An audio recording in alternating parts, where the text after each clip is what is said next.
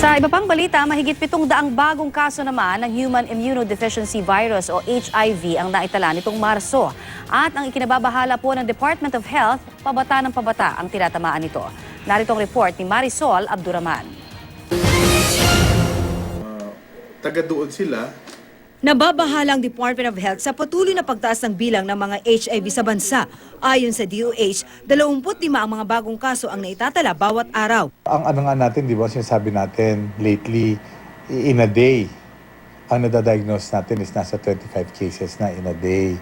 Sa kabila nito, ikinatutuwa ng DOH na kumpara dati, mas dumarami ang mga nagpupunta sa mga center para magpa-test. May mga lumalantad na rin para magbigay ng awareness sa publiko.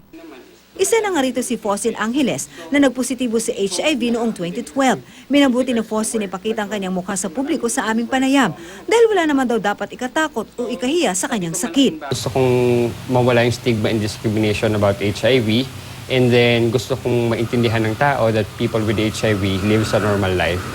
Bagamat hindi raw naging madali para sa kanya at kanyang pamilya, natanggapin ang kanyang sitwasyon, nakatulong daw ito sa kanyang kondisyon ngayon. Isa doon yung kaibigan ko na namatay, and since nag-come out nga ako sa mga ibang friends ko, mas marami akong nakikilalang kaibigan ko o kakilala ko na may HIV din pala. So sabi ko, dumadami yung kakilala ko di ba? So I have to do something about this.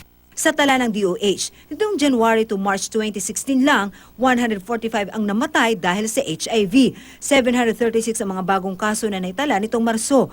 Mataas ang bilang ng male-to-male na may 306, 75 naman ang male-to-female. Nangunguna pa rin ang NCR sa may pinakamaraming kaso. Sunod ang Region 4A o Calabarzon, pangatlo ang Region 3, pang-apat ang Region 7 at pang-lima ang Region 11. Libre ang pagpapatest. Libre. Sa government facility, ha? Sa government lang.